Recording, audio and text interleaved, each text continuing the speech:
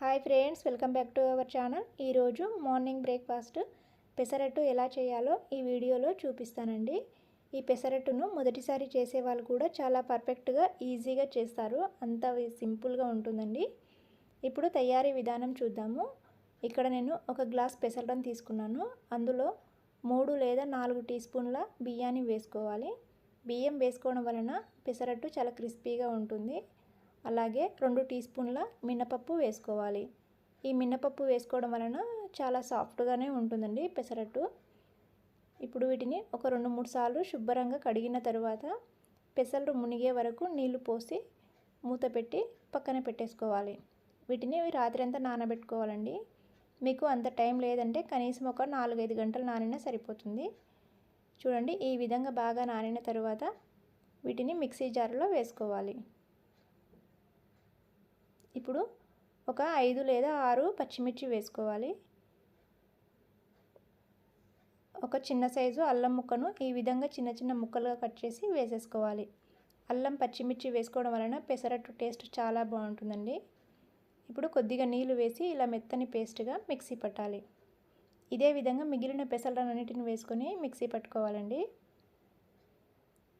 ఇలా మిక్సీ పట్టిన తర్వాత చూడండి, పిండినంతా ఒకసారి కలుపుకోవాలి. మరి ఇంత గట్టిగా ఉంటే అట్టు వేసుకోవడం రాదు కాబట్టి ఒక గ్లాస్ నీళ్ళు వేసుకొని కాస్త పలుచగా చేసుకోవాలి. ఇప్పుడు రుచికి సరిపడ ఉప్పు వేసి కలుపుకోవాలి. ఇలా 1 నిమిషం పాటు బాగా కలపాలండి. ఇప్పుడు మూత పెట్టి ఒక 10 నిమిషాలు పక్కన పెట్టేసుకోవాలి. వెంటనే అట్టు వేసుకోకూడదు.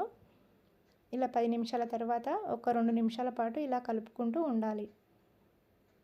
ఇప్పుడు స్టవ్ పైన దోశ పెంక పెట్టి ఆయిల్ వేసుకోవాలి. ఆయిల్ వేడయ్యాక ఒక కాటన్ క్లాత్ లేదా టిష్యూ పేపర్తో ఇలా క్లీన్ చేసుకోవాలి. ఇప్పుడు ఒక 2 గరిటెల పెసరపిండి వేసుకొని ఈ విధంగా అట్టు వేసుకోవాలి.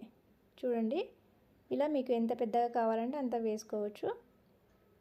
ఇలా వేసిన తర్వాత ఆయిల్ వేసుకొని ఒకవైపు కాలిన తర్వాత రెండో వైపు తిప్పి కాల్చుకోవాలి. చూడండి, ఇలా 2 వైపులు బాగా కాలిన తర్వాత ప్లేట్లోకి తీసేసుకోవాలి. అంతే అండి, చాలా సింపుల్గా వేసుకోవచ్చు. ఎంత కలర్ఫుల్గా ఉందో చూడడానికి పెసరట్టు, టేస్ట్ కూడా అంతే బాగుంటుందండి. ఇదే విధంగా మిగిలిన పిండినంతా కూడా పెసరట్లు వేసుకుంటే సరిపోతుంది. ఇవి చాలా సింపుల్గా ఈజీగా చేసుకోవచ్చండి. ఇది మీకు నచ్చిన ఏ చట్నీతో తిన్నా కూడా చాలా అంటే చాలా టేస్టీగా సూపర్గా ఉంటాయి. మీరు కూడా ఈ విధంగా ఒక్కసారి పెసరట్టును ట్రై చేయండి. మీకు నచ్చితే లైక్ చేసి షేర్ చేయండి.